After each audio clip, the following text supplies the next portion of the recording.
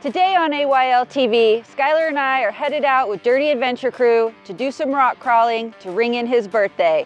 Then we're gonna head on over and check in with Kurt and Jake from Slickrock Productions, and they're gonna teach us all about how to choose the best side-by-side for your adventures.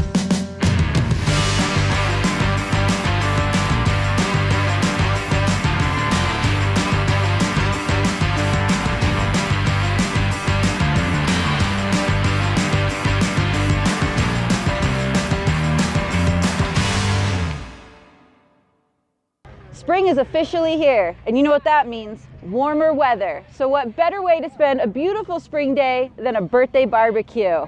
I'm Heather Dykstra. I'm Skyler Dykstra. Welcome to AYL TV. I'm here getting some hot dogs ready for the Dirty Adventure Crew that came out today. So let's get this party going.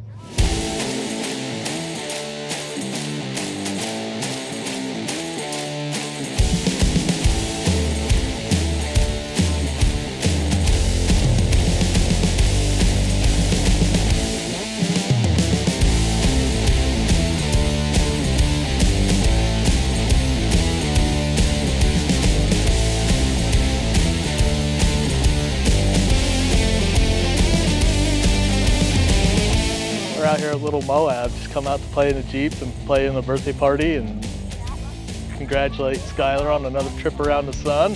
We all like to get out and not be confined to the house, and something we can all do and enjoy and have fun at.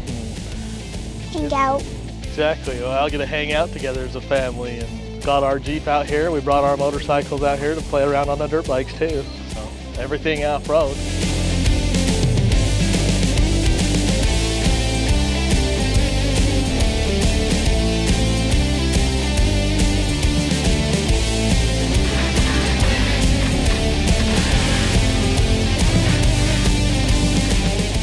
Jeeps have the ability to be built like Legos, where if you want it to look like a rock buggy, you can do it with off-the-shelf parts, or if you want to set it up for camping, you can do that, or do a hybrid of both. That, and they're really, really durable off-road, where a lot of other vehicles can struggle long-term durability, where Jeeps generally don't. Ever since I was a little girl, I always wanted a Jeep, and this was my first Jeep and my first car in general, and I just love how accessible and customizable it is with everything. Out of it, blast. Skyler's birthday. Playing on rocks. Playing on the rocks. Anytime you get out, play on the rocks is a lot of fun. Enjoying the weather. It's great today. It's always fun to come out and just see rigs, people. They all just pull together, you know, and come out. Everybody knows what fun is, and you know they're fun to build. They're reliable, and you know they look good running over stuff. Sky is the limit when you're building a Jeep.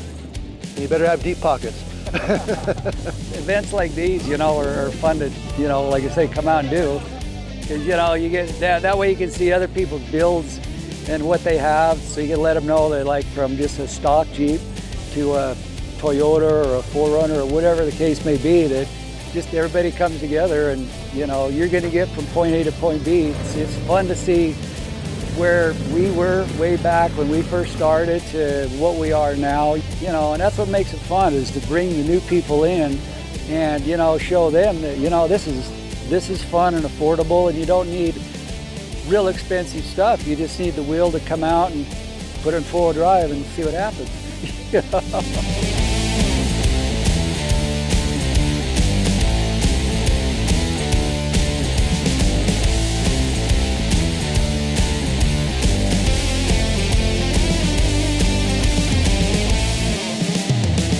For those of you who are new to off-roading and you're looking for a group to get involved with, you're more than welcome to look us up on Facebook groups. We're the Dirty Adventure Crew. We do a run every few months with the public group that's open to everybody. And we take you out, we'll show you how to work your vehicle and how to make sure you're doing it properly and safely. You can hang out with people who know what they're doing and like to get out and do the same things you do.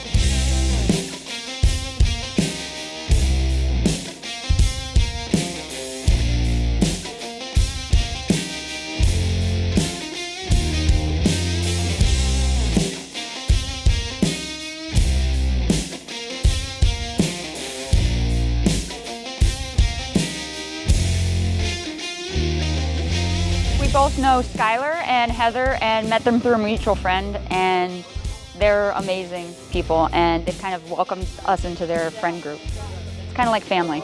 We've been wheeling with them on and off for about 4 or 5 years now. We get together usually every spring and have a big get-together out here.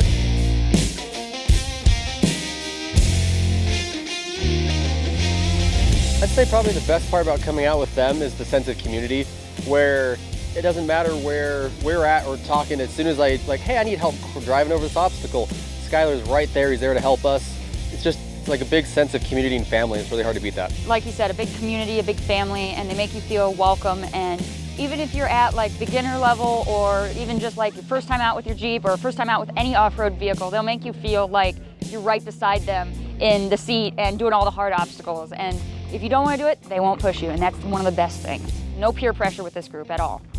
I think I like is the trails he does is just incredible, you know. I mean, I don't know that too many trails around here, so with him, you know, and then like I say, he's good at what he does, and he's fun to follow around and, you know, do some extreme stuff. And he knows where all the good places are to go. So he's fun to hang with. I think he's a great spotter. He'll get you through any mess. I think everybody that's been there is willing to help them, because we've all been there before. So, you know, you're not going to have a bad experience, you know, out four-wheeling, not with, you know, you get people like this.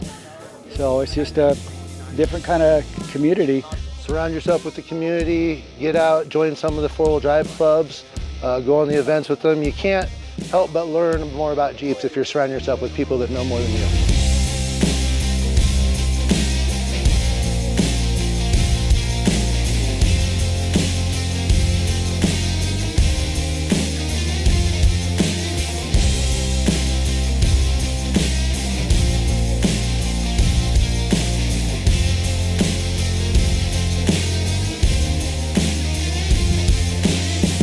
So glad the weather's warming up finally. Amen. Yes. So are you enjoying your birthday festivities? Yeah, it is. This is a great way to celebrate it and get everyone out here on the rocks. It's fun. Awesome. And what's it like to be 29 again? It's great. Okay, good. All right, well, while we dig in, you guys check this out. I'm Reese Stein in Palm Springs, California, oasis in a desert paradise full of golf, tennis, high-end shopping, but it also has its wild side.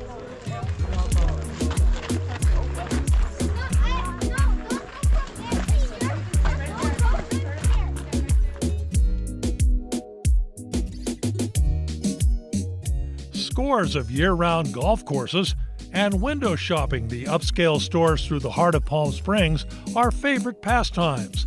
Lots of places to spend lots of money. But if you want to get away from the throngs and back to nature, there are plenty of spectacular options. I think it's beautiful. It's gorgeous. Much of the Coachella Valley, including Palm Springs, is a seemingly barren, sun-bleached, yet in its own way beautiful desert. But look what a little water can do. Right here, we're in the middle of a palm forest that's here because we have water coming up from the ground right smack dab on top of the San Andreas Fault. And you get in the middle of this like we are right now, and you couldn't believe that 100 yards on each side there is that blown, blasted desert that you don't think a lizard could live in. Lizards find the place charming, and so do we. How y'all doing? The 2.5-mile Henderson Loop Trail in the foothills south of town is an ideal introduction to the low desert. Beginning at the National Monument Visitor Center on State Highway 74, the trail climbs a relatively moderate 400 feet past teddy bear and jumping cholla cactus, ubiquitous creosote bushes, and spiny ocotillo in full spring bloom, typical of this rugged southwestern desert. Depending on the ratio of mica, feldspar, and quartz, granite can appear light, dark, or some shade in between. Look for lichens. You might even run into some locals scampering along the rocky hillsides. These unique desert bighorn sheep prefer lower elevations, even in the hottest weather. Across the valley to the north, the desert blooms. Large groves of California fan palms provide a shady escape from the desert sun. Water bubbles up from a crack in the San Andreas Fault, feeding the desert giants. Deadly Hurricane Hillary 2 years ago wiped out part of the preserve's boardwalk, but an easy 1-mile bypass route continues past blooming creosote bushes to a second oasis, the McCallum Pond, a vital source of water for desert critters and home to the desert pupfish, a tiny fish that has adapted to a hot desert water environment. A must-do is the Palm Desert Aerial Tram, climbing 6,000 feet through 5 distinct climate zones from Sonoran Desert to Alpine Forest. Even in early spring, the top is covered in snow. Hiking trails crisscross the San Jacinto mountaintop with dramatic views of the city below. But be careful, at 8,500 feet, things can get a bit icy.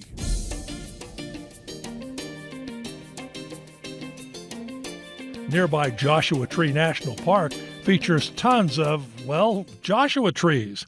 Not really trees, but tall, spiny members of the agave family, their long arms pointing the way westward for Mormon pioneers, much as the biblical Joshua apparently did.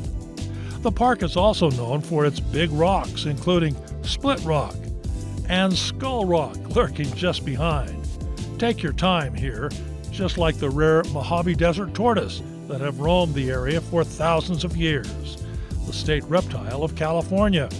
Joshua Tree and the many other natural treasures in the Palm Desert region more than balance the area's rep as merely a golf, tennis, and rich man's getaway.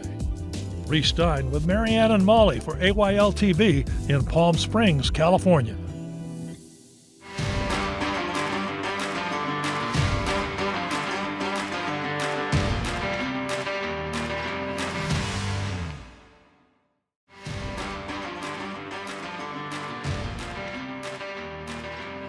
Welcome back to AYL TV. I'm Heather Dykstra. We're having an awesome time out here exploring the West Desert. We're playing around in Little Moab. This is one of our favorite places to come because it is so close to town. But now that the weather's getting warmer, there are so many options to go out and see. So why don't we check in with our friends and see what some of their favorite places to explore are.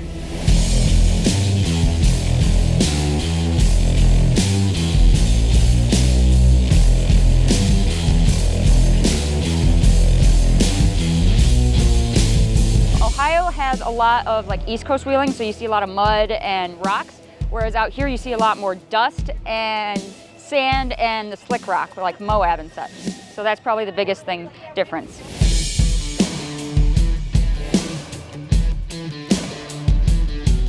Absolute best place for me is to go is down into Moab, between the local town with all the great food places to eat.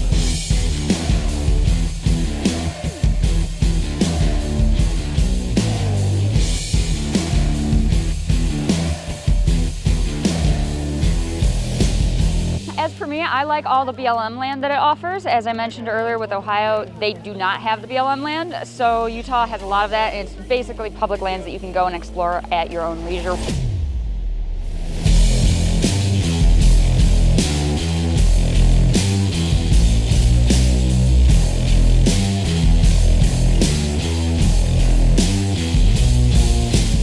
Whatever you want, however you want, just don't destroy it, and it kind of brings Jeeps to life and allows you to go anywhere and do anything type of thing. We're pretty addicted to Vernal right now. Yeah, Vernal Rock Rally. I've been down to it twice, and once I went down there, I just fell in love with it. This is nice because it's close, kind of the practice little trail, whatever, but Vernal, and then probably Price after that. But Vernal that's just so versatile of what you can do. That's just, incredible trails down there. We just enjoy coming out here to play and getting my wife used to the trails to let her drive her Jeep at the big Moab.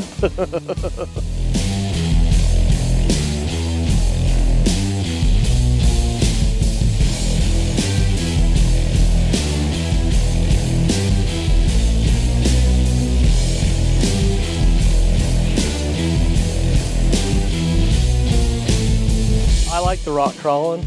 My daughter's a dirt biker, so I bought a dirt bike so I can ride with my daughter. I do like to ride the dirt bike, but I like playing in the rocks. I like the rock crawling with the Jeeps more than I like the dirt bike.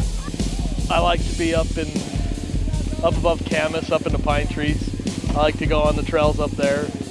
But I do want to make it to Moab and I really want to do Cliffhanger. And I figure with Skyler's experience, he can teach me a few things, so that one's not so intimidating.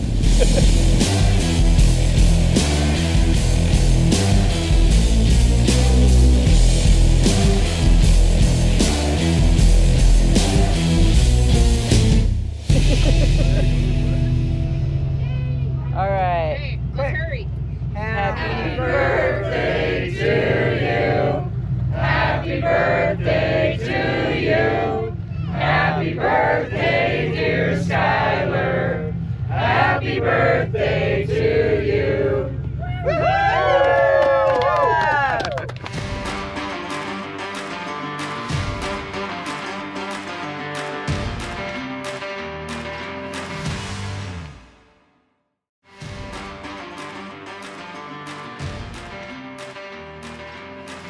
Welcome back to AYL TV. We're having an awesome time out here at Little Moab with our Jeeps. Yes, we are. And while we love to use our Jeeps to explore, there are tons of different platforms you can use. So let's check in with our friends over at Slickrock Productions, who are going to walk you through how to choose the best side-by-side for your adventure. I am Jake and this is Kurt with Slickrock Productions, and we are here in beautiful Cache Valley at Young Power Sports. We have got a killer lineup of machines here and we're going to break each one down. What we think is one of the biggest problems in the UTV industry is people buy the wrong machine for what they want to do with it. We don't want you to waste your money, so we're going to help you pick out the machine that's right for you. We're going to go through this whole lineup? Whole lineup. Let's just go through them all. You mind if I do some stretching quick? Not at all. The size of this? Not at all. This is a lot. Okay. So we're going to kick it off with these two beasts right here, utility category. Yeah, let's start out with the big heavies. Yeah. I feel like I am wearing the wrong hat to be talking about these, to be honest. Right. Well, as you know, I love Rangers. And this is the two Ranger lineups that Polaris has. These come in 2 doors, you know, basically a bench seat, or you can get a 4-door. Okay. So you have utility options with there. The Ranger 1500 is a lot heavier. It's got a lot more payload to it. And honestly, it's a better built machine as far as the cab goes. They have air conditioning, they have heats. These have heated seats in them as well. They have backup cameras in them. They have GPSs in them. There's a lot of amenities that come with them, but there's a $10,000 price point between them. Oh, what do we got here? We got ourselves the Polaris General. The General. the attempt at the side-by-side enduro. It's basically got the same suspension as the Ranger does. It has the same horsepower it does. It doesn't have as much utility as it does, but it's not a sport bike. Yeah, but it's got a cool name. It does have a cool name. The General's cool and it's a cool looking machine. And not to dog on it completely because they are fairly functional. Right. I can stuff the same amount of cargo stuff in the bed on this as I can a Razor. The Razor rides a lot better. It's a lot more powerful. It's a lot more nimble. This is the crossover. What do we got? So these are the pros. These are the sport bike editions from Polaris. So you can get these things in 1,000 cc's, you can get them in turbo, you got the big 4-cylinder option in them. These are fast, they're nimble, and they have phenomenal suspension in them, and they just handle really well. And not only that, you can still cater to some of those things that you like to do, the hunting and other things you do outdoors. You really can adapt these to do that. These are sport bikes. These are the most miles per miles that you can get out of these. They're fun, they're exhilarating to drive, they're very functional, and they're very comfortable.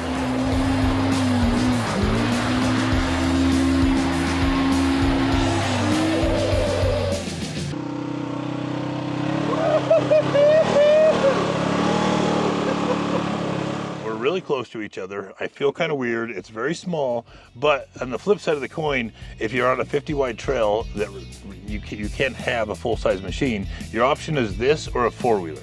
The reason these took over the 4-wheeler word is because you don't want to ride butt to crotch with your buddy. You can go side by side, basically. So you're telling me this is the more macho version of it. Yes, yes. Did you just say macho? I said macho. Macho it is. All right, let's go to the next one. All right, here we have the Polaris Expedition, and in my opinion, this is probably one of the platforms Polaris knocked it out of the park on. I agree. And personally, one of my favorite machines. Yep, I totally agree. We both personally own these, we use these, we love these. But inside of one of these, you have air conditioning, you have heat, you have comfort, you have good seats in them, you have good suspension. They're pretty nimble on the trail. They're a little roly-poly, but There's a lot of great aftermarket support for these already. They're probably my favorite machine too, if I had to pick one out. There's been a couple times we've been nothing but smiles going up the trail, just rallying these things around. They're nimble, they're fun to drive. The important thing of this is when you're buying a machine and you're picking a machine out, get something that works for you almost all the time. Yeah. Don't waver out of that world because you're going to regret it. Right. Be honest with yourself and don't rely on justification. Pick a machine around what you're going to do all the time, not every once in a while. I couldn't agree more. We'll be right back with AYL TV.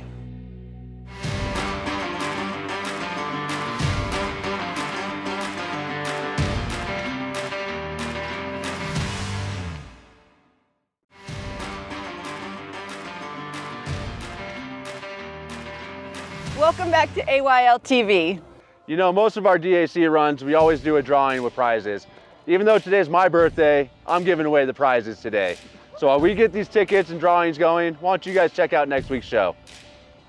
Next week on AYL TV, we join Scott Huntsman for an unforgettable ride through the twists and turns of amazing Red Rock trails of Moab during the legendary Easter Jeep Safari. From sheer cliffs to axle-twisting boulders, Scott is taking us deep into the heart of Utah's most iconic 4x4 country. But it's not just about horsepower, it's about heart, as Scott reflects on what makes this event a bucket list tradition for so many. Now, let's take a look at our calendar of events. First up, the Mama Bear Run is May 10th in Circleville, Utah, as part of the 2025 Paiute Trail Adventure Series. Come on down for a full day of fun riding, good prizes, great food, and a lot of fun supporting all the great off-road moms for Mother's Day. Then, May 23rd and 24th is the Delta Classic Rock Crawl, which is one of the most competitive rock crawling competitions of the year. The event includes class divisions ranging from mile to wild and a rock race. Best of all, spectators get in free with free camping. Finally, June 12th through the 14th is the Moab Red Rock Rally, which is the premier side-by-side event in the Moab area. This rally is going to offer some of the best rock crawling in the world, and it's one that you won't want to miss. Next week's show looks great. There's a lot of different ways to get off-road. Absolutely. So whether you're celebrating a birthday or just going out with friends, we encourage you to get out there and explore. Yes. So we'd like to thank everyone who came out today to celebrate my birthday. Thank you, guys. We'd also like to thank you at home for coming with us today. But you got to remember, it's a great big world out there. So we encourage you to get out there and create your own adventures you love. Woo!